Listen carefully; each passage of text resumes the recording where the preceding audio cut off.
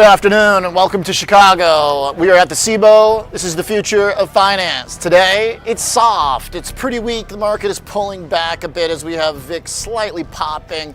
Nothing too dramatic, but notable selling in Nvidia, notable selling in semiconductors. Not so much crypto. Bitcoin at 86 is down $1,700, which is about 2%. So nothing terribly dramatic there just yet. However, it's notable that Nvidia is really threatening 170 key line on my chart. If it breaks, that's not good. But Bitcoin holding in all right. Of course, the selling was most dramatic over the last couple months. The selling really was only existent in the crypto world. But now that we see Bitcoin holding on to recent lows, even while stocks are finally taking a hit, maybe that tells us that equities are just catching down a little bit rather than some very dramatic reversal of trend, because obviously the trend has very much been in favor, has very much been our friend. We just put in recent new highs. But as I said yesterday, the reason why I'm a bit of a stickler for the intraday charts and the candles is because until you get the record, the light holds for yellow for stocks. The record, by my definition, is at any point if you could have traded an asset, how high did it go? So intraday candles capture the entire range rather than the closing charts. And so we got all-time highs on the closing charts, but not for the candles, which is why I held stocks yellow. Now, what's interesting here is gold, baby. Gold rocks. Pun intended. One of the key winners in today's session, because there's really not much out there that's working right now. Gold, very important as a trending higher asset when there's just not a lot else that looks like this. I mean, this is just incredible. Gold, the gift that keeps on giving. Don't put coal in the stockings, put gold if you want something to make a statement. Look at this, 4,400, gold trying to break out to make all-time highs on the chart. Very impressive. If you're trading GLD, the equivalent is at about $400. So gold looking excellent right now. Volatility at 17.3 really is not too dramatic just yet. So I don't think we have to be in a panic about that, but I do think that we want to be aware if anything breaks in the semiconductor trade of note. And of course, most importantly, that is Nvidia, sitting right now at 170. Very important chart there. Nvidia needs to hold that recent low of 170. If Nvidia breaks down below 170, if Nvidia trades below it for more than a moment, look at this chart. Let me just pull up another line here real quick, because boy, does this thing really have a lot of history at this level. There it is, bang, 170. If you trade below that, then the light, I think, for my stock risk radar will have to go red. But right now, it holds yellow. Let's talk about volatility and let's figure out what's going on here with Brent Kochuba. Joining me from SpotGamma, of course, flows have generally been favorable. We were hoping for some of that expiry timing around the holiday season to help us here, Brent. But right now, it looks like it's going to be some work for bulls, too. Tell me what you see. Yeah, Oliver, this morning we had VIX expiration 9:30, and it's funny enough, if you look at what the low of the VIX was for the last week, it was right at 9:30. And then as soon as that expiration clears, we've just seen stocks drop. Now, you can't pass the fact that stocks were looking quite bid this morning. Things were looking pretty good. Tesla, 490 plus, semis were up about 1%, and then this news comes out about Oracle and problems with the financing around its data centers, and then that just spilled everything lower. And now we are really starting to press that downside. We're seeing some of the heaviest, what we call negative delta order flows we've seen in the last 30 days. What does that mean? That means people are selling calls and buying puts in the single stock space. The funny thing, or the thing that I would say is a concern, and I say this fully realizing that I've been saying, hey, those cheap upside calls, are there, we could rally, seasonality, et cetera, is we are now plumbing these lows. Single stocks, the biggest single stocks in the world, i.e. Nvidia, Google now under 300, Tesla, nasty reversal. All this is happening while vol is not yet reacting at all. And so you could take that one of two ways. You could say this is just a bounce or a move that's a tradable bounce. Or you could say the concern here is if that vol starts to pop, if people start bidding puts, then this thing is going to spill sharply lower. So it's a very tenuous spot, because on one hand you have the situation where, look, if VIX was at like 50, then you'd be like, this is a bottoming formation, we can clear some of this out. But it seems to be kind of percolating the other way. You were showing the gold chart, and you look at that gold chart and you go, looks poised for a breakout. But look at that VIX chart and tell me, like, it kind of doesn't have the same look to it, right? So that's the strange spot. Now go back to the seasonality. You go, well, do I want to buy a bunch of puts right now before we're going to hit OPEX in the holidays? And it's like, well, that's kind of a deterrent. So you look at all those charts and you say, if NVIDIA breaks this key level, and I'm with you, like you can't fight those flows. But the problem now here is vol could really break out. And that goes for these names where vol is very sluggish. And the founders note this morning went through CoreWeave down 20%, IREN down 25%, Oracle down 18%, Avigo down 23% in the last week, just 1 week. So that is really ugly. And then guess what? The vol's not popping on those things. Like you are not seeing this bid. You are not seeing that put skew steepen, which we were taking as one of two things. Number one, real money selling. And then number two, we've seen some put selling in those bigger names, the Avigos and the Oracles. But what happens when those put sellers throw in the towel or they cover and you start to get some of that bid to vol? So I fully say this, admitting, we're like leaning to the call side. I think the thing that you have to worry about right now, if you are a bull, is if the thing starts to work lower, meaning single stocks, which have no bid right now, if that vol starts to wake up, that's where you get the downside convexity, and that's where things really start to happen. That's not occurring at the moment. I'm just saying that if you are sitting here thinking like, is there a soft underbelly here? Well, that soft underbelly is now to the downside where you really have to be cognizant of that. Now, I say all that, and then you have to still worry about this weird right tail move where I think these holidays can generate like the bounce. So it's a very, very tricky spot. And I think the theme that you take away from what I'm saying here is be poised for volatility. Well, what is weird about that, Oliver? VIX is still at 17.5.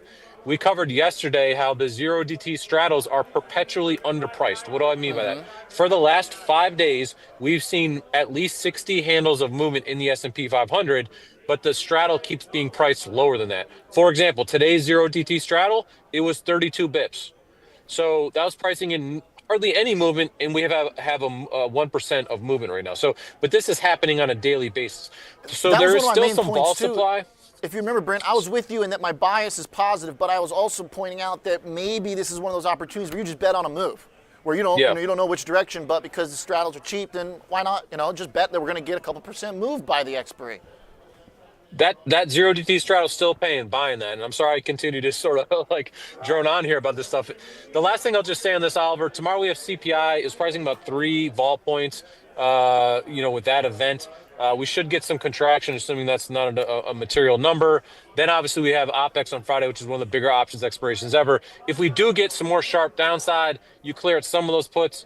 I sound like the broker record again, thinking that we get the Christmas bounce here, and that's obviously not necessarily coming to fruition here. But the core elements that we can say has been consistent is 0DT options have been serially underpricing vol. Vol is not waking up to the upside or downside yet, despite the fact that we've had a lot of intraday swings. And so, I think that the thing that you have to worry about here is if we get that Christmas bounce, or even if we don't, if we just sort of hold stable, there is like the potential for, I think, a lot of downside as you get into January and traders get back into their seats. And then maybe that idea of a more material directional of, vol spike / equity downside slide starts to come to fruition. Okay. So number one is, the upside momentum has certainly faded a little bit here. It's getting a little bit trickier to kind of argue for the upside trend. But at the same time, the bad news keeps coming. Yeah, and at the same time, though, we haven't had major technical breakdown. And I would also say that if you just bet on the move, too, it still looks fairly cheap to try and just put on a straddle or strangle or something like that. Now, Brent, if we go into SpotGamma, I've just got today's chart up here, but tell me where we should go to see some of these volatility dynamics that you're talking about here. Yeah, if you go to, you can go to the volatility dashboard there. Okay. And then if you just hit volatility skew, what that's going to show you is 1 month S&P skew, right? So what is 1 month implied skew, or what's the skew for 1 month to expiration options in the SPX? And that shaded cone is the 90-day range for SPX skew. So S&P is down 2%. And as you can see, that skew for at the money option, so basically where the market currently is basically at its lows. It's really barely off the lows. So if you think about what happened in November, for example, in October, where VIX went over 20, 25, right? And that vol really started to wake up. we're sort of at that crux right now where you go, okay, like what's going to make vol shift from the bottom of that cone, right? 17% implied vol to like 20% implied vol. You start to you need a bid to volatility. You need to start to see what seems like a suppressed level of vol start to shift. And if that happens, that's where you start to get kind of the cascading downside, right? That's where you start to get a -2, -3% down day. And so, that has to be the worry at this moment as the equity bid is just not materializing. The thing I think keeping it contained is that lack of volatility there. Now, if you look at those deep out of the money options, I mean, you got to go way down below 6,200 to argue there's any sort of steeping of skew, meaning a bid for puts. There's really not. I mean, those options you're highlighting there are so far out of the money that they're not necessarily in play. These are YOLO puts down here. Yeah, very, very far out of the money. So, if there was people buying put protection for January, you would see that skew lift, right? You'd see that teal line move to the top of that cone, and it's just not happening at the moment. There's not a bid to calls either, as we've highlighted, time and time again now over the last several shows. But the core takeaway is that vol is just very sleepy, and the pricing of implied vol, look, a 17% implied vol, which is what that's showing, is basically pricing in 1% at the money moves, right?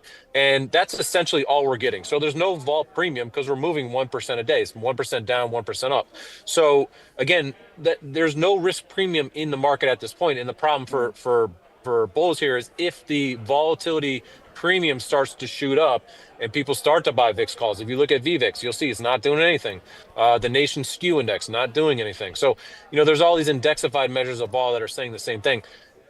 It's hard to get a material bounce in the market and say this is a concrete bottom if that vol is not getting bid, right? And so, that's it's just a very tricky situation. Yeah. There's no panic. So, Brent, I mean, maybe then, based on what I'm hearing you say, and then also based on the skewness in your volatility dashboard, is it crazy if you are looking for a YOLO play, if you got a YOLO in one direction, then to go for the downside like deep puts, if everybody's kind of thinking, all right, Christmas we finished strong, supportive holiday flows, all that. If you're the gambling type, if you're trying to go for a quickie, maybe there's some merit to that. Yeah, and the thing with like the expression of upside calls last week was the options were so cheap. So you're buying a 9% implied volatility on a call. You could buy upside call flies in the 7,000 area for a couple dollars each, right? Very, very cheap. Very good risk reward. We're talking about Kelly betting, for example. In this case, you say, I know there's a week of decay coming up, so I would be looking at February or March put spreads, and the vol is not very expensive. So if you put the put spread on for, say, Feb or March, the carry of those is not terribly rich, right? It's not terribly high, right? Because there's still a lot of time to expiration. And that vol is not very elevated at the moment. And so you could add those positions now, and they'll carry fine through the end of the year, obviously, because they're longer dated. And if the market does start to spill over and vols finally starts to react, then those are going to pay really well at this time, right? The vol is not very expensive at all, and there's not a whole lot of compression there. So, when you're thinking about the downside and you're saying, okay, we're going to give up on this idea of a Santa rally, I think those Feb or March expiration options, 25 delta options. So you're looking at 6,500 area strike, 6,300 area strike, depending on where you go, Feb or March. Those kind of 25 delta options and putting on a put spread, I think make total sense if you want to hedge that downside. And I think that as long as the S&P is under 6,800, you gotta be wary of that right tail, right? Or that left tail move, that downside move. Yeah. I respect if we get that. over 68, that's the right tail.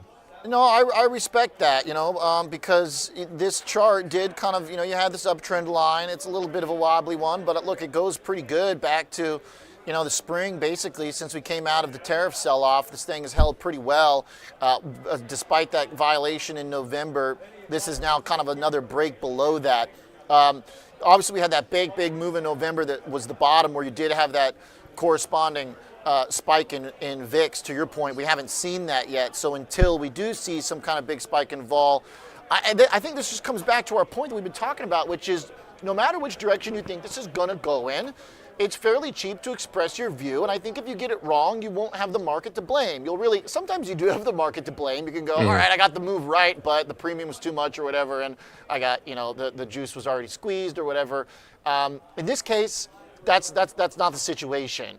In this case, if you get the move wrong directionally, then you just got it wrong. Because if you get it right now, you're going to get paid very well because it's pretty cheap to speculate still. And I think that makes for a fun market from here to the end of the year.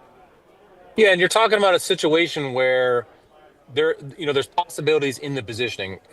To say there could be a sharp rally just because of a technical indicator, that's outside of my pay grade. But I see the events that can contract vol. The same thing to the downside, right? If you're going to pop NVIDIA below these certain levels and there's negative gamma at least down into 6,600 now, and you're going to say, well, what is vol pricing? You're like, it's not really pricing in that kind of a move to the downside, but that is that's on the table, right? The positioning supports that kind of a move, another, let's say 3 to 5% slide lower.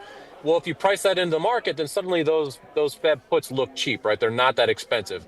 And so, that's the situation. If the puts were, VIX was at 80, I would not be sitting here saying, go buy February 25 Delta puts. Like that would just be, that wouldn't make much sense, right? So, it's the combination of what is on the table in terms of positioning, and then what does it cost to express a trade or an idea. And right now the vol is very cheap. So pick the upside, picks the downside.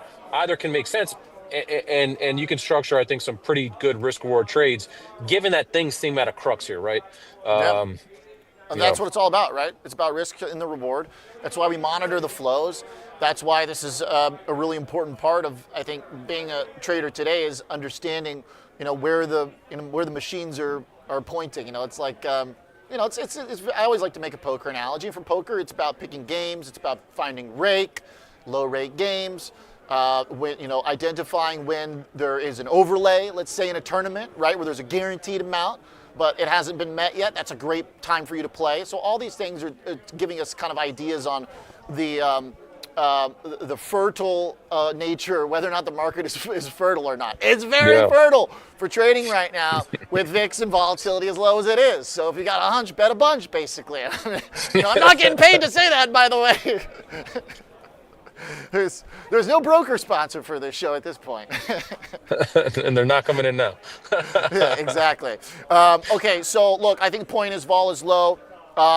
Pick a direction. Don't be afraid to use a spread if you want to go deeper out of the money for something. Expiry, one last thought there, Brent, on kind of when maybe we should expect. I mean, do you think by Friday we should be getting a kind of washout move one way or the other?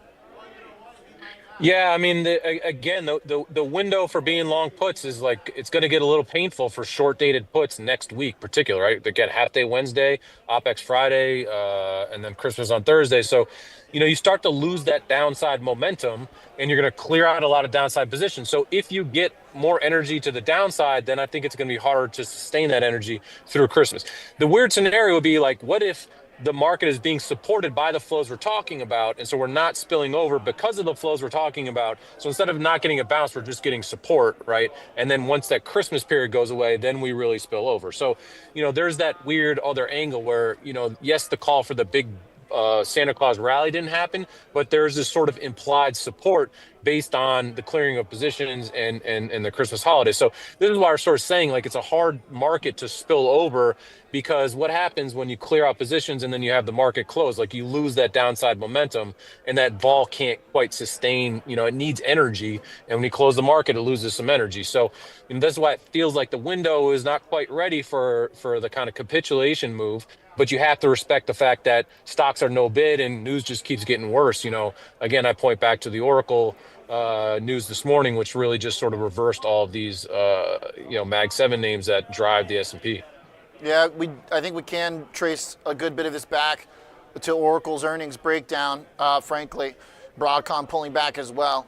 NVIDIA and literally this morning you saw that news come out pre-market with Oracle's Michigan data center, and it just slammed things, and they just couldn't recover from there. And it was a real reversal of momentum for these big stocks.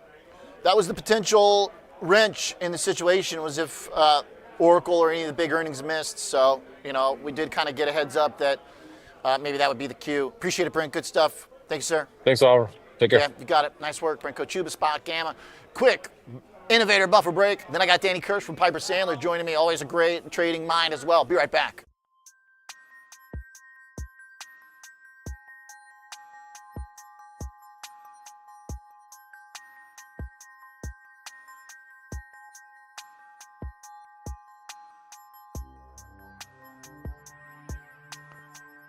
What do you think, market? I didn't read your note yet today.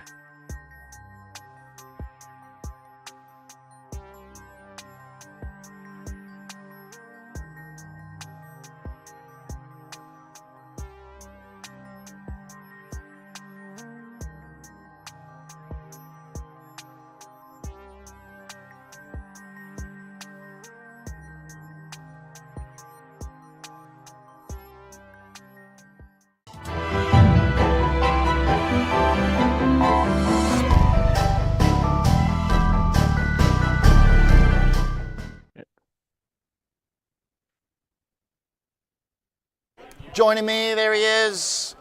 Welcome back to the show. Danny, how are you, sir? Doing well. How are you?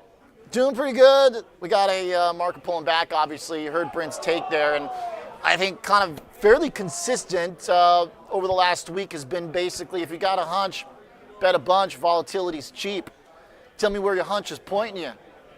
We got CPI tomorrow. It seems like the way the market's trading that I'm not sure what could come out tomorrow where people would take this as super bullish. The Jan hikes or the Jan cut, that's already gone. So if it comes in light, I don't think it really matters. And the vibe I get from we're speaking to clients all day is that they're not very happy and not set up at all for a sell-off. And the market trades so poorly on days like today, where I heard Brent talking about this earlier, and he's 100% right. We sell off, volatility doesn't go up, and that tells you degrossing. And that's like an ugly setup. And you want to see a bid to volatility to start to get a little more constructive on the market, and we're just not seeing that. It's like if I just looked at what volatility was doing, I'd think we were flat today. Right. And I think that whole, it's not doing anything. And so that to me is like, it's not even complacency. It's that I'm losing money. Okay, well, I'm just going to sell my stocks and get out of my hedges and just move on. Like I'll get back into it in January. And that seems to be the vibe I'm getting, or I'm not really putting anything on right now. Or I just want to see how my stuff goes. And I get that. And then the other thing that sort of happened is that breadth is actually not bad. Most of the S&P is actually up today. Yeah. Energy's trading well. Financials are trading well. Staples that no one is long, those are trading well. So there's certainly an offsides. You see momentum getting wrecked today, and the momentum's been getting wrecked all December. That's not unusual either. Momentum does tend to underperform in December, and so it's like all these things are sort of happening amidst a very low volume tape.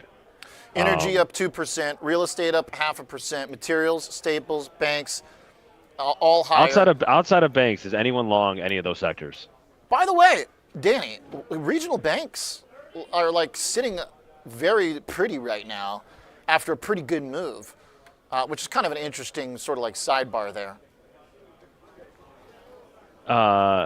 Yeah, I mean, we like regional banks into next year. I think that's sort of like it's almost like a delayed winner. Like last year, everyone liked it long. We've been sort of pitching it for a while, and the thought is that there'll just be a ton of M&A. And if you're looking at one sector that'll win on deregulation, it's regional banks. And again, typically an unloved sector. We like large banks too.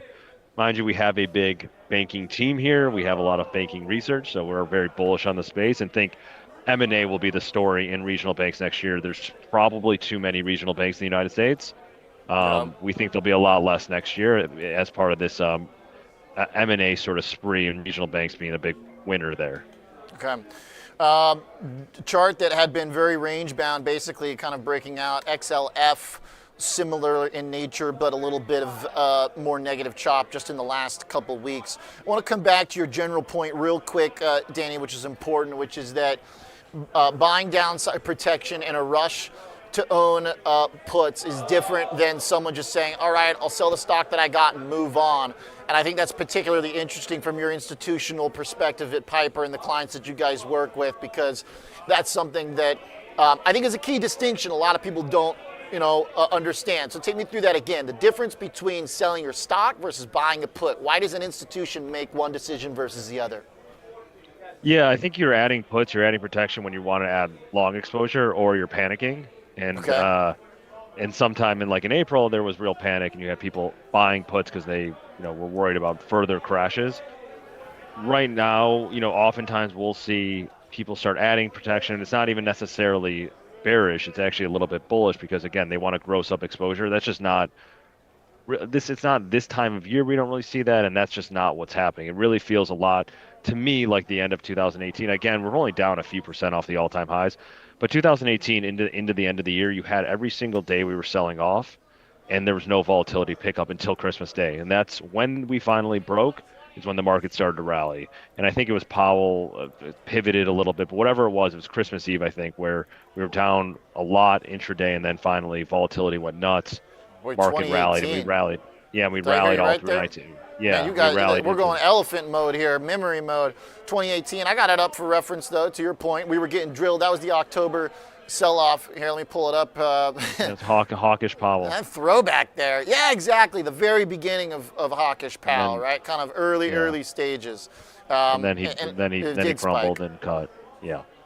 And so Right. if that setup obviously wouldn't be great, but again, it's like you almost to get very constructive on the market, you want to see some sort of volatility bid because that also creates like this setup for market to rally because you have what's called delta decay.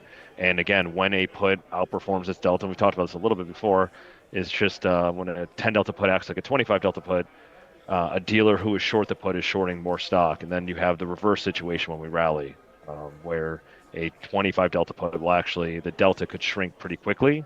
And a dealer who's short stock will be covering that stock pretty rapidly on the rally. And again, so that's what you always want to see on sell-offs, like a big VIX outperformance where VIX goes to 40. Like we think that is incredibly bullish when it happens. Not necessarily the level of the VIX, it's just vol overreacting. And this is the exact opposite. I think options are extremely cheap. We're down 1% today, and we see tomorrow straddle like 65 bips, and you have CPI. And if the CPI, God forbid, comes in hot, what do you think happens tomorrow? Think anyone's buying tech stocks? Fair enough. What do you think? And we've been adding downside in like a lot of the semiconductors too, as sort of a play on some of the data center concerns. And it is interesting that you get these headlines about data centers that are immediately refuted, and the stocks don't rally at all. Like Oracle every day just looks like a broken chart. Yeah. CPI tomorrow, what do you think is the threshold here? It sounds like you would argue very, very low pain tolerance threshold. It's also weird. You don't have the month over month because I don't think we're getting October, right? I think you just have the year over year they're going to release. We think it comes in line. Our firm, and mostly because rents and housing have been cheaper. That's our argument, and also oil's been collapsing up until today. So we think it is in line, but I think in line isn't necessarily bullish enough. You just saw that with payrolls 2 days ago. I think it seems like people don't need much of a reason to sell their tech stock specifically over the next couple of weeks. Got it. All right. Now, the notion of kind of the degrossing versus put buying, obviously selling stock can be painful if you're in the stock that's getting sold. And it sounds like that's the tech is the target for that, given the gains. But at the same time, I could argue too that that's kind of the way you want to see it, sort of the nature of beta, where, okay, if CPI comes in, no bueno, and we start selling, naturally you go for the winners. And I think a lot of these charts still have some room to breathe on that front. Obviously, there have been some real sell-offs lately, like the Broadcom and Oracle of the world. But when you zoom out still, look at one of the worst ones, Broadcom, here in the past week. This line at 320, has held still. I'll put that right there, 320, right in the middle of the gap from the earnings back in September. So to me, that's a chart still that, you could argue is in an uptrend. NVIDIA, which has been horizontal for months, almost 6 months, I think that one's very concerning if it drops below 170. What are the other bellwethers that you're watching here? I mean, as far as look at Amazon. Okay. That's the one name we've been actually adding a little bit to the long side. This stock hasn't done anything in a year. Yeah, volatility's low for chart. January. I don't know. We've been buying the 245 calls for January. The volatility's low. It's like if you want to play like a catch-up trade, it's up 1% this year. It's the worst performing Mag 7 name, which I think would surprise people. I think that people just generally think Apple's underperformed. Mm-hmm. And this year it's Tesla, and this year, it's Amazon. And so we like Amazon as a long into year end. Or into next year, is maybe that's a rotation winner too. And one of the other things we've looked a lot at is getting long the 25 worst performing S&P names between Tease and Jan X, we call like the biggest losers trade, similar to the dogs of the Dow, the same sort of concept. That's and the thought is that these names get oversold because of tax loss selling, and in a year like this where everyone's generally has made money on the long side, or not everyone, but people. There's been some winners, like names like Google that are widely owned, Tesla. Um, perhaps to offset some of those gains, you sell some of your losers. And we put together this list of the 25 worst performing names. We do this every year, and we look at the performance between decent January expiry. And this list is average a 7% return. 6 of the last 7 years it's been up. It's outperformed the S&P by roughly 5% over that Dec to Jan expiry time span. And Okay. some of these names we think could potentially have some tailwinds because there's a lot of consumer discretionary, some consumer staples, some comm services name TTD actually as of this morning was the worst performing name in the S&P year to date, which is kind of surprising. But you have like into next year, you're going to start to hear more and more talk on the big beautiful bill and the tax refunds that are coming. So I think retail is kind of an interesting long into next year. Everyone hates it, crowded short, and if you're going to be giving people bigger than expected refund checks on their tax returns, that's a space that could turn up. And I always like being long areas where it's not necessarily things have to go well; they just have to stop getting worse. And Okay. those are usually okay longs. I've actually got that for you here. One sec. Check me out. Booyah, baby. Here is the list of the S&P 500 sorted by percent change year to date. There's Trade Desk down 69%. So Deckers is in there too. Lulu, which is going through major leadership changes. A lot of consumer stuff in here. Obviously not a ton of tech, but Gartner's in there. GoDaddy, Zebra, which is kind of an interesting one with the scanners. And but yeah, this is an interesting approach because I mean, there's some pretty darn good companies here. You got Chipotle in there. Deckers was a screamer for a while. Super Restaurant. I think popular. restaurants are kind of interesting too. They've all been bombed out. I get the GLP-1 story. I get the consumers being squeezed story. But again, if you're giving people money and you've got super crowded shorts, I think it's an interesting long. Again, as a trade, like I don't know if these are perpetual owns, but if you look at a chart of CMG or some of these other names that have actually been blown up, DPZ, Yeah. um, I think that there's sort of like a tactical long, especially if you're putting money into people's pockets. And then I know Trump's speaking tonight, although I can't find anything on what he's supposed to be talking about. I Right. know there's been a Make lot of sure cannabis you get headlines. the I hope he's not discounted doing a 9 o'clock burrito. call about legalizing weed. Uber Eats. Well, hey, if they legalize weed and then advertise for the Uber Eats Chipotle discount, that's a pretty good bullish combo for Chipotle right now on Uber Eats. You order, I think it's $20, and you get another burrito with it. So I got two Yeah. burritos. And, that's like 4 days of food there if you preserve properly. I don't know if that's bullish or bearish. It's probably bearish Oliver, but bullish for Chipotle. So, and by the way, the chart too, kind of looks interesting. Very gappy around the earnings. So maybe this thing can actually push through to $40. I like the idea of the dogs of the Dow trade the underperformers on a year that has been so tech focused. A lot of people were also looking for the rotation theme, right? The Russell and stuff. And right now, the Russell chart looks pretty darn good. IWMs. So just because tech takes a breather here doesn't mean it's the end of the world. I don't think. Yeah, and I think credit's been acting okay. So until credit really starts to widen out, then I think Russell could act fine, and you might have a brawny. But again, if you really want to see some sort of just bid to volatility to get a lot more constructive on the S&P and on tech, and that's just again, it's just this weird sort of sell put, sell stock, degross, and maybe start gearing up for next year. It feels like a lot of that's happening right now. Okay. Gearing up for next year, not exactly a panic, giving up of the main trade that's worked right now. Love the stock specifics. Good ideas as always. Bringing us an institutional mindset, head of options from Piper Sandler. Danny Kirsch, thank you for your time, my man. Thanks for having me. And You Jared, got it. good to see you. Yeah. Dylan's waiting in the room here. What a lineup today! Brent Kochuba, Danny Kirsch, and Jared Dillian coming up after the break. We'll be right back.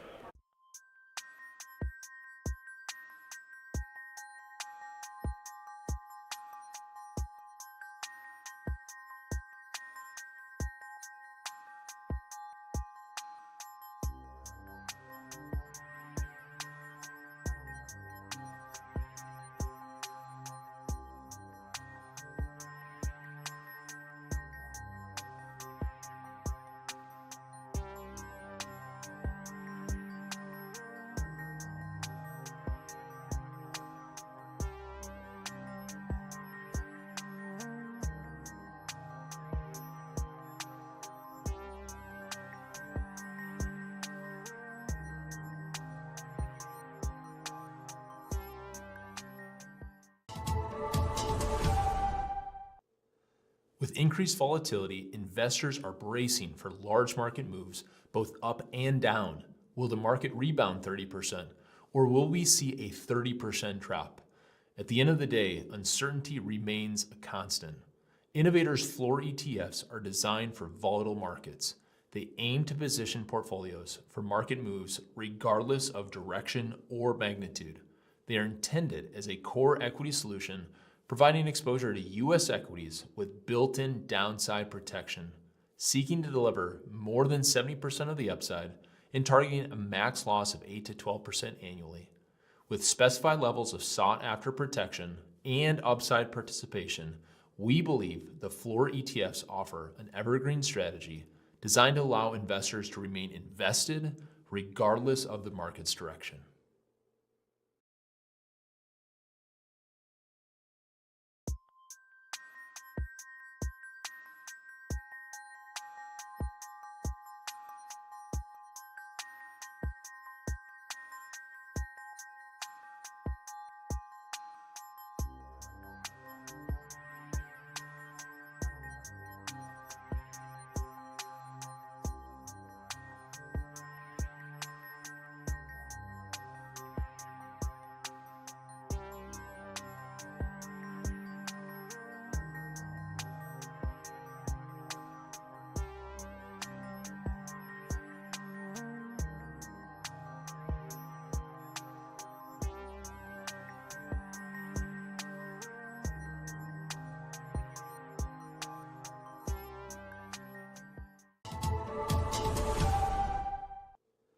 With increased volatility, investors are bracing for large market moves, both up and down. Will the market rebound 30%, or will we see a 30% drop? At the end of the day, uncertainty remains a constant. Innovators' floor ETFs are designed for volatile markets. They aim to position portfolios for market moves regardless of direction or magnitude. They are intended as a core equity solution, providing exposure to U.S. equities with built-in downside protection, seeking to deliver more than 70% of the upside and targeting a max loss of 8 to 12% annually. With specified levels of sought-after protection and upside participation, we believe the floor ETFs offer an evergreen strategy designed to allow investors to remain invested regardless of the market's direction.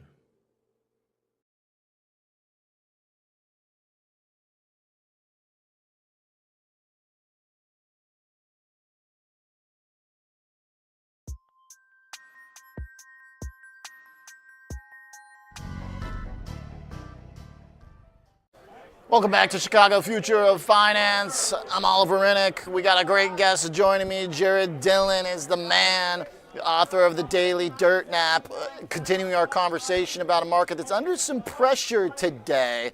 It's not the worst, but it is getting hit fairly hard. Jared, how you doing, man? Thanks for joining in the squad today. I'm doing great. Yeah, getting towards Christmas. Looking forward to it. Yeah, me too. What's up? People selling stock to degrossing to buy gifts? Yeah, I mean, I think I had a discussion with Tony Greer and Kevin Muir today. We did Tony's podcast, and I'm pretty bearish on AI going forward. I think there's a lot of macro implications to that.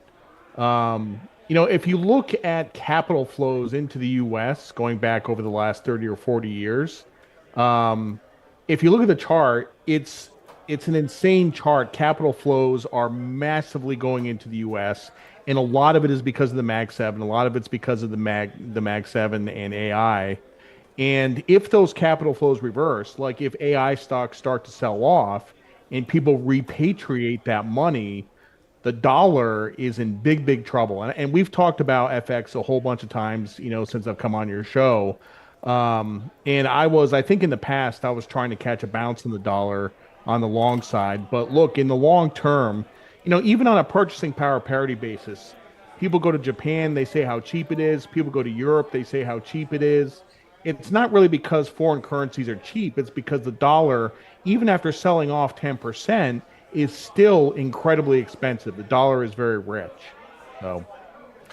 Tell me about what would be sort of the signal that something like that is happening? Because the dollar's been a tricky one for me to figure out on the short term lately, Jared. This chart has been fairly immobile. I got the dollar futures up right now, but the bond chart is getting interesting because the 10-year has been kind of pushing this 4.2 high end of a multi-month range, like maybe it does want to make a move. How do you think about these two things related to your point? Yeah, it's funny because I'm bearish on the dollar, but I'm actually also bearish on bonds, which are two views that can't be reconciled. But I'm mostly bearish on bonds for technical reasons. If you zoom in on that bond chart on 10-year yields, you will see that we broke a downtrend. We broke a downtrend, and you're pointing out the 4.2% resistance level. We're kind of consolidating around here. Juxtapose this with the fact that we have CPI tomorrow, and Danny was talking about some of the implications of a hot CPI. Like, we could gap above this level in yields tomorrow morning. Like, that's very possible. So this is important, Jared, is how do you think about that relationship between yields and inflation? Because when the Fed started cutting, we had a significant period of time where they were cutting but yields were going up. I call it the bizarro bond world.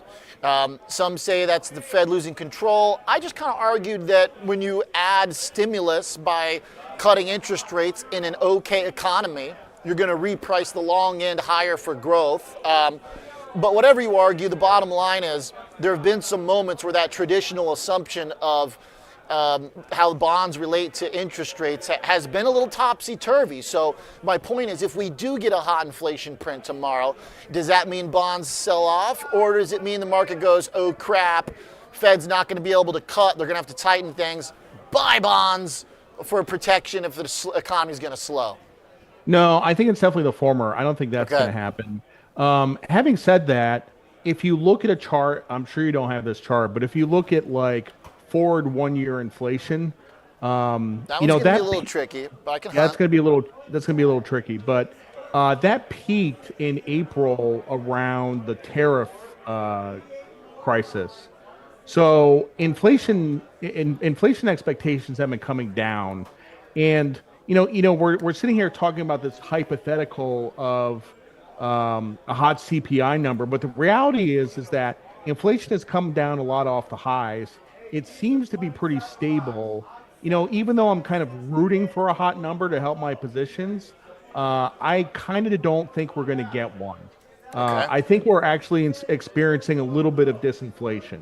So, is it the on Fred? Do you know what it's labeled? Is it the instantaneous forward rate 1 year? That could be it.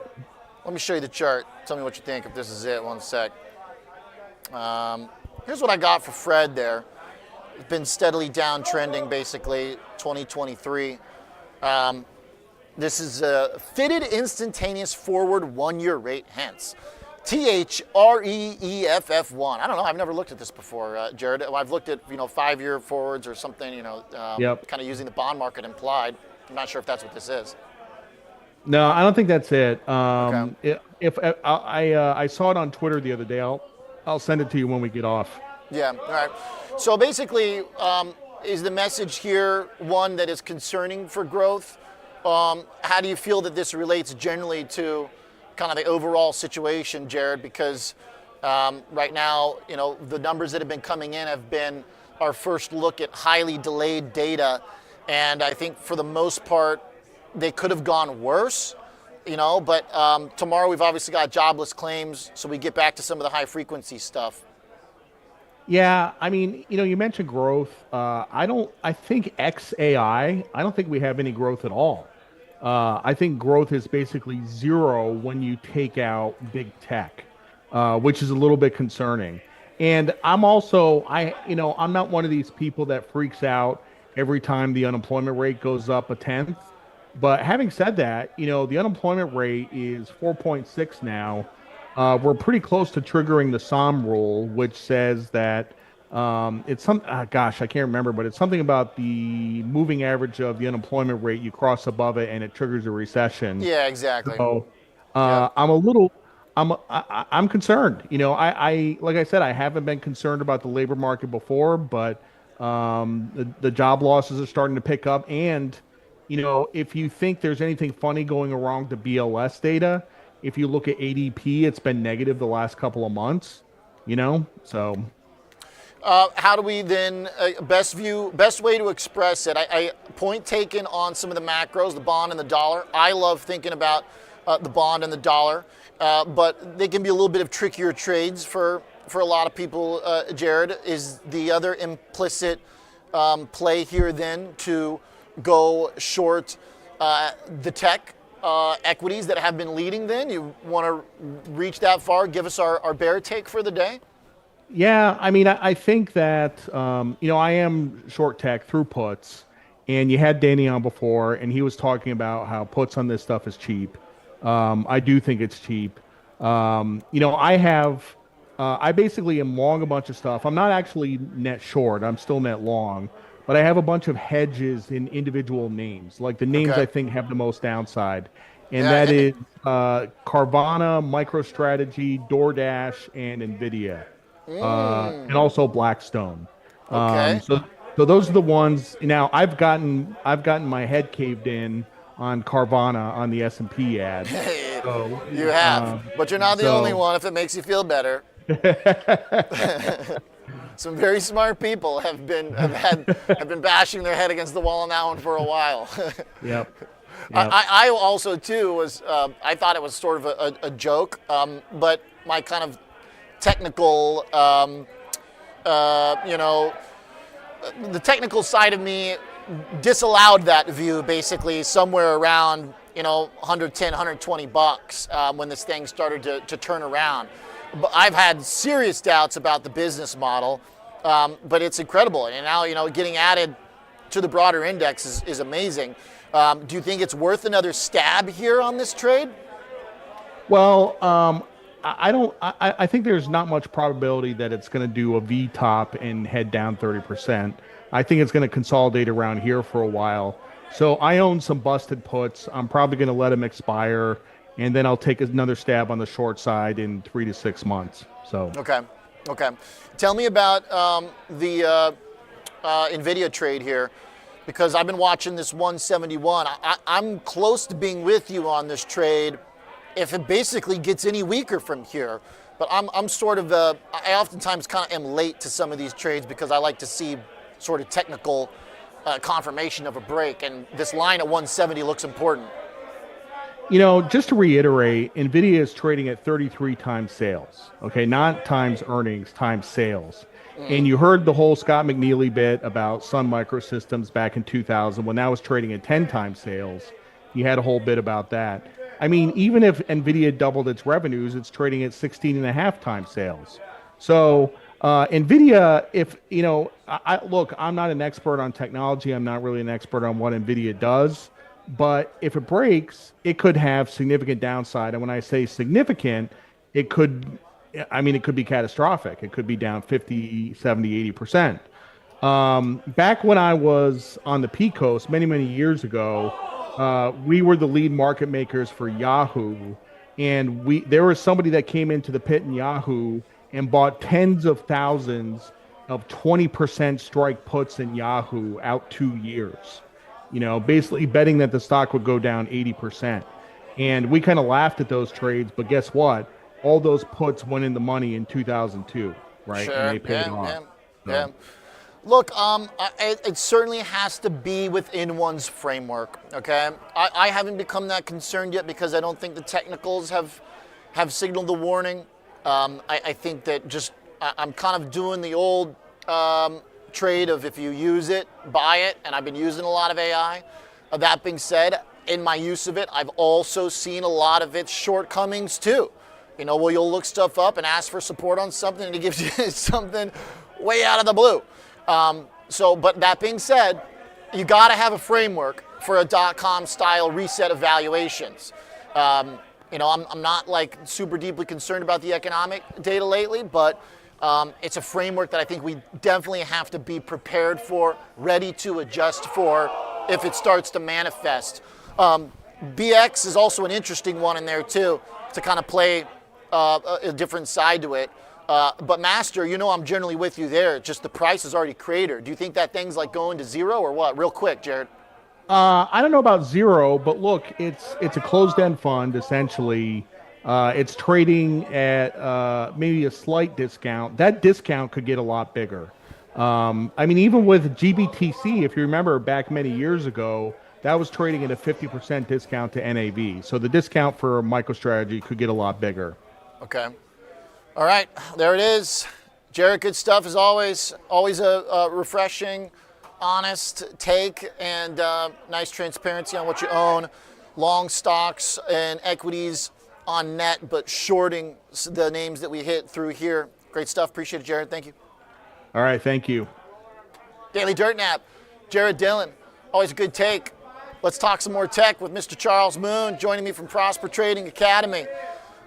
What'd you think about that take there, Charlie? I've been on the short master trade all year, but I feel like it's hard to try and get too, buried in it right now after the way it's dropped. But I do think that maybe some of the other stuff Jared's talking about, like if Nvidia breaks 170, we could have real problems on our hands. I don't doubt it, and we've kind of seen that rotation out of a lot of the AI plays. I mean, if you look at retail names, you look at travel, they've been moving up steadily here. It's surprising to see when Airbnb and Expedia and, of course, Wynn, which has been flashing on my scanner lately, are outperforming names like Apple and NVIDIA. And, of course, looking at AVGO and Oracle, those two are cascading the kind of AI play, especially with the data centers. Anything tied to data centers has been getting absolutely murdered. For me, with MSTR, it's all about that single digit or the single candlestick at the 155.60, 152-week low. They break. That's just going to give more reasons for the bears to pile on. They've really given no indication that they're trying to rally. They have tried to lift. They keep getting rejected at the short-term moving averages. They've been riding this thing down since they crossed underneath these levels at their 52-week highs. So that's basically since 420. And speaking of 420, that might be where a lot of the rotation has gone into this week as well, as we see gains like exploding. Give me some pot trades. What should I be watching these days, Charlie? Well, for me, I always revert to specifically MSOS and MSOX. These are these are the ETFs with the U.S.-based entities. Obviously, Tilray, CGC, Cron, ACB. These are Canadian-based companies.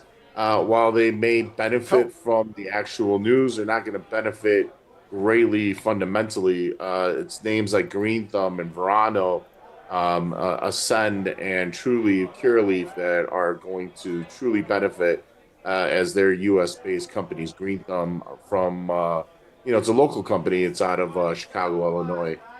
They basically dominate the Midwest. They have made really strategic moves out east and to the west. So they're pretty well positioned to expand quickly, backed by VC money as well. It doesn't help that Governor Pritzker is also kind of, getting a backhand deal, not confirmed, but certainly he's friends with a lot of the people that are involved, specifically with that company and that industry. For me, we'll have to wait and see what Trump actually does tomorrow. It was reported earlier that he's going to make an announcement and sign that executive order, and that could certainly change the landscape in a lot of different sectors. I think most notably the financials. Looking at the banks, we may see a big rush of buyers into the banks. Anytime JP Morgan or Goldman Sachs or Morgan Stanley get billions and billions of dollars in cash flow getting deposited into their accounts now, that's only going to benefit them in the long run, as they could take that money and move it around to other investments to make more money. I gotta say, the MSOS trade, I always give you a shout for your eyes on the stock specifics, but in this case, the ETF that Advisor Shares runs. Dan Aarons, Nilla Hammond, shout out. Great swag from the Benzinga conference, one of my favorite shirts with all the different names for marijuana on it, which is a fun one. So is the idea here, Charlie, that something big is coming from the White House? So fill me in on this. Somehow I got left behind on this. But I mean, this is a unique big move. And I know that there's been a lot of false starts, a lot of hopes and dreams for the pot trade that have routinely come short. But technically, this breakout looks really interesting right here. Yeah. So, when we talk about past presidents, Joe Biden, namely, he actually ran on that platform and never did anything with it. Trump didn't run on this platform, but he was very specific in September about reclassification, and it kind of was just dead in the water. And then just out of nowhere, he randomly mentioned it this week. And, this is a guy who, when he tends to start bringing things up, usually has some sort of truth behind it. You could see what he's done when he ran on the back of, regulating crypto or getting more involved or getting the country more involved in the crypto industry. You can see what he's done for crypto, at least early in his presidency. So this is something that's very intriguing. The reclassification is going to allow banks to be able to get involved with funding, with deposits, with business loans. And, this will realistically change a lot of the approach. This is where the FDA could truly get involved. This is where government entities could get far more involved. This is going to be great from a taxation standpoint, which obviously Trump is something that he loves or is looking to do, is generate more revenue to pay down debt. It's going to be great for our education system, for our police officers, because that's where a lot of that money is going to be funneled back into. We already do that here in Illinois. And so, right now with the sinking ship of AI stocks, people are just looking for any sort of respite, opportunity, growth, growth capabilities. The AI trade's been going on for 2 years now. So how much more growth can we really price in the near term? This is a sector that, it's not new to this country. More than half of the states in the United States of America have already legalized it. We've seen strong benefits in terms of what it's done to the state budgets.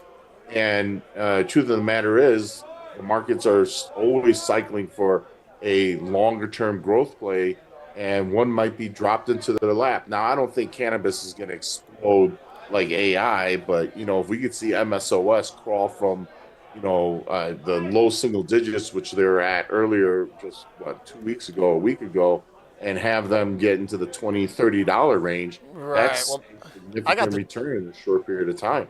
I got a pretty nasty looking long-term trend line on this MSOS, but boy, if it is broken to the upside, I think to your point then, that is major, major relief, major technical reversal, because the downtrend has been yesterday Scott and I talked about the downtrend in crude oil, and I framed it as maybe the worst chart in the market, but I don't know, maybe pot was the worst downtrend in the market, possibly until now though. I mean, this is a pretty interesting long-term potential break here of the technical trend. I mean, you don't see this that often. No, and that's the truth. And listen, I know there's concerns about inflation. That was something that you had just talked about with the gentleman before. But, a lot of that concern of inflation has to be alleviated when you do look at the downturn in crude, right? Crude is always one of the primary reasons for spikes in inflation. Well, I mean, they're now trading below 60 like Trump had promised. And I just, I don't really see that inflation is going to be able to spike up without crude being a major facilitator of that. While we may see some upticks that may cause some concern, there's nothing that's going to actually put anything on the plate for the Fed to start hiking rates. There may be a case for a pause, but even then, when we get new leadership, is that going to be the actual catalyst? Is that going to be the stance of the new head Fed? And, we talk about the AI play, something that you and I have brought up. Let's not forget the memory segment. This was a gentleman that asked you directly. I was just about to ask you about that. Yeah. The strongest segment in AI right now. By the way, on inflation, I thought you were going to say that with inflation going up for the pot trade, people need a cheap vacation. to quote the dear Frank Ocean. Okay. Okay, Charlie, tell me about this last part then. Bell just ring, but I do want you to answer this question. Thank you for bringing it up, because I was We were in Vegas for you guys' conference. By the way, for folks watching, scan the QR code to learn more about Prosper. And I was chatting with a guy who was making us some killer drinks at the bar about how he trades. And he was talking to me about how he sounds juicy with what he was looking for, which is perp trading on memory-related, RAM-related trades that are getting squeezed by what, like all the AI demand? Can you explain to me what he's looking for? Well, perp trades are leverage trades, and I don't know where you could get kind of leverage plays besides playing some of these leveraged assets or leveraged ETFs that are centered around a lot of these stocks. You know, I'm sure Micron actually has it. It wouldn't surprise me whatsoever. The truth of the matter is that this is the segment that I truly still believe has been able to hold and withstand a lot of the selling. Now, Micron has pulled back off of the highs. It wouldn't surprise me if they beat the brakes off of earnings and actually go up. You know, there's a lot of rumors that have come out in Asia that the demand is insatiable. And so if Micron starts pointing to a full year, uptick in 2026 sales, well, that uptick will lead to higher production. Higher production always equates to better margins. And again, if the demand is strong, that also can lead to an uptick in pricing, which will only increase margins. We've already seen the demand, kind of spilling into a major producer like Samsung. And quite honestly, if the AI play, which is not going away, which is a real thing, CapEx spending is still going to be there. And we only talk about CapEx spending within the United States. People don't realize how much money is being pumped into the AI and AI products out of China alone. Everywhere else. So if Asia is trying to get their hands on all sorts of memory components and as much as they possibly can, that's just, a part of the picture that is part of the broad picture where the entire world is really pushing for this. And for me, this is one of the segments that I truly believe is going to withstand any kind of pullback, within the AI growth sector. They may fall, but they're not going to drop like the data center plays have so far. I see. So I think his logic is pretty good, right? He says, I'd love to long out of a chart that's going to fly due to RAM shortages from AI demands. I think there are ways to play this too. I mean, he's looking for something very juicy and leverage with the perpetual, trade on, to your point. But there are other ways to do this too that maybe are a little bit less aggro, which is like buying one of the AI, one of the data center and cooling infrastructure, the AI infrastructure plays. Those two, I think, are strong ways to express this. They've had big moves on the year. Now, obviously, you're going to have to be a little bit more, patient on that per se. But for example, we had Vista Shares, Adam Patty on. Their AIS fund is an absolute beast. Artificial intelligence suppliers. That's the supply chain, AIS. So I think there's a lot of different ways that you can kind of get your hands around this. That's up 40% on the year. So obviously you got to be a little more patient with something like that. But that would be my 2 cents on that. I'll give you the last thought. Yeah, and again, that gentleman's looking for a perp. Well, tell him to look at MUU, which is the Drixon Daily MU Bull ETF. It's a 2x leveraged asset. Micron right now is trading higher. WDC is moving up in sympathy on earnings right now. They're not up a great amount. It looks like they're up around $10. Projected move was closer to 20. So we're going to have to wait and see what the conference call is like. That's what, AVGO looked like. AVGO was strong until the conference call, and then it sunk like a rock, and it hasn't bounced since. So I believe if the conference call comes out bullish, then MU is going to do just fine. WDC, STX, SNDK, they're going to be up in sympathy as well. But if you're looking for some sort of leverage, MUU is the play. I don't do too much leverage. I do like the MSOX. So if Trump starts to get on the podium tomorrow and says we're going to reclassify cannabis, that might be the short ripper that you're looking for here, MSOX. Yeah, there it is. Had a move here already, but still below the recent highs, so maybe there's still some more juice to be squeezed on that one. Fun stuff, as always. Charles Moon, good eyes on the momentum, good eyes on the news flow, too, for the president and what's happening in the pot trades. Appreciate it, Charlie. Thanks, sir. All right, that's it. We're over time. Thanks a lot for tuning in to Chicago Future of Finance. I'll see you tomorrow at 2 p.m.